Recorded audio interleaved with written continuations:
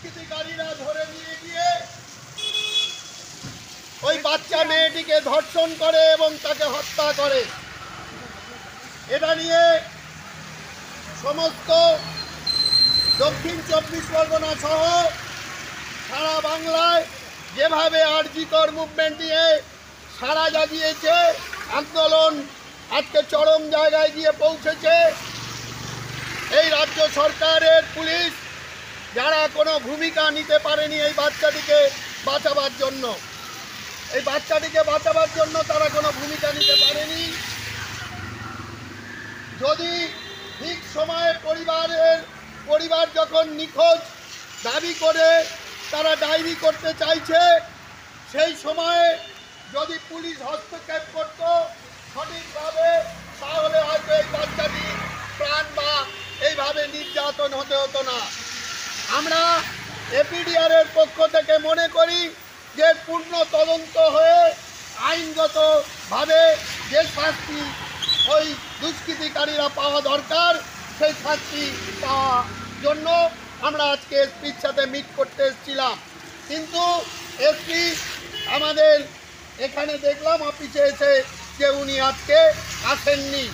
তাই আমরা আমাদের এখানে যে রিসিপ্ট কাউন্টার আছে, সেই রিসিপ্ট কাউন্টারে আমরা আমাদের যে দাবি, আমাদের যে মেমোরান্ডাম, সেই মেমোরান্ডাম আমরা এখানে জমা রেখে যাচ্ছি। আমরা এই মেমোরান্ডামটা আপনাদের সামনে তুলে ধরছি যে আমরা এখানে কি রাখলাম।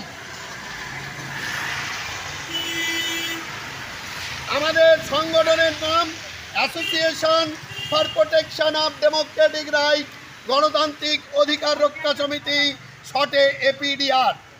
18 মদন বড়াল লেন, প্রতি superintendent of police, Baruipur police commissionerate, Baruipur, দক্ষিণ 24 পরগনা।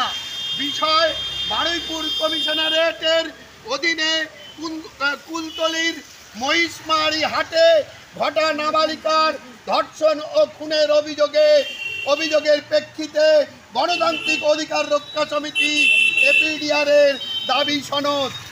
মহাশয়, আপনার অবগতির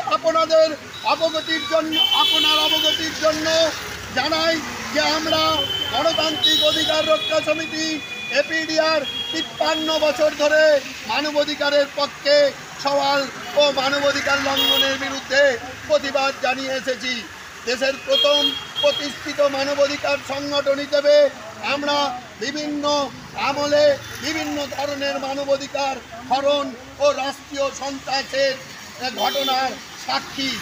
তা সত্ত্বেও অত্যন্ত দুঃখের সাথে আপনাকে জানাতে বাধ্য হচ্ছি, বিগত কিছু বছরে দক্ষিণ 24 পরগনায় হয়ে উঠেছে মানবাধিকার হননের এক তীর্থ। আপনার অবগতির জন্য জানাই, পঞ্চায়েত নির্বাচনের প্রেক্ষিতে নির্বাচনী সন্ত্রাসের বিষয়ে আমাদের তথ্য অনুসন্ধানী দল ভাঙড় সহ বিভিন্ন জায়গায় নিহতদের পরিবারের অভিযোগ ও দাবি আপনাদের সামনে নিয়ে এসেছেন।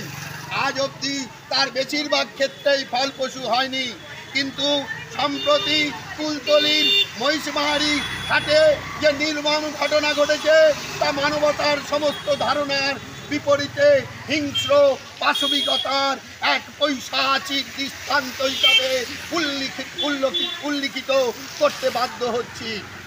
এক 9 বছরের বয়সী ছাত্রীকে ধর্ষণ ও খুনের ঘটনার প্রেক্ষিতে ধর্ষিতার পরিবারের প্রাথমিক অভিযোগ, তাদের মেয়েকে খুঁজে না পেয়ে নিখোঁজ ডায়েরি করার আর্জি আপনাদের কর্মরত পুলিশ কর্মী পুলিশ ফাঁড়িতে নিযুক্ত প্রত্যাখ্যান করে। এই প্রত্যাখ্যান সম্পূর্ণ বেআইনি।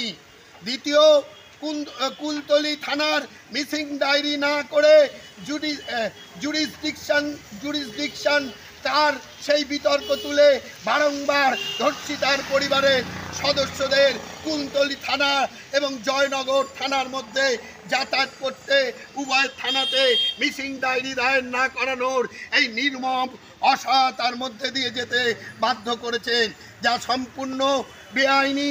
দেশের প্রান্তিক অঞ্চলের থানায় এফআইআর দাখিল না করার প্রবণতার কথা স্মরণ করে মাননীয় সুপ্রিম কোর্ট তীর্যক ভাষায় নিন্দা জানিয়েছিলেন।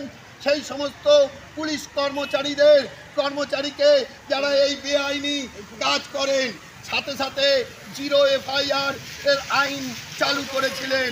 পরিবারের অভিযোগ, পুলিশ যদি প্রথমেই তাদের কথার গুরুত্ব স্বীকার করে পদক্ষেপ নিত, হয়তো নাবালিকাকে ধর্ষণ ও খুন হতে হতো না।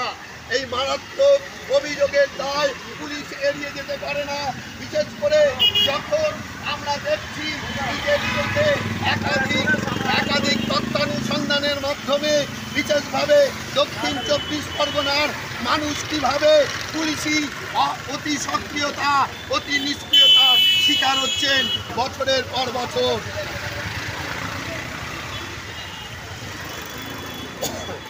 মূল অপরাধের ব্যাপারে আপনারা নিশ্চয়ই অবগত, তবুও দৃষ্টি আকর্ষণ করতে চাই ধর্ষিতা নাবালিকার পরিবারের এক সদস্যের বয়ানে।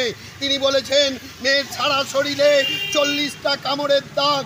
একবার কল্পনা করবেন কি অকল্পনীয় আক্রমণ নেমে এসে থাকতে পারে সেই নাবালিকার উপরে, যে শরীরের কামড়ের দাগ মৃত্যুর পরেও পরিষ্কার দেখা যায়। পুলিশের গাফিলতিতে ভাইজির মৃত্যু হয়েছে বলে দাবি করেন মিতার পিসি। তিনি বলেন, মহিষমারি হাট থেকে কোচিং সেরে বাড়ি ফেরার পথে নিখোঁজ হয় নাবালিকা। তার বাবা সন্ধ্যের পর হাটের দোকান বন্ধ করে বাড়ি ফিরে সে কথা জানাতে পারেন। সঙ্গে সঙ্গে খোঁজাখুঁজি শুরু হয়। স্থানীয় পুলিশ ফাঁড়িতে সাহায্য চান। পরিবারের অভিযোগ, পুলিশ ফাঁড়ির পুলিশ কর্মচারীরা তাদের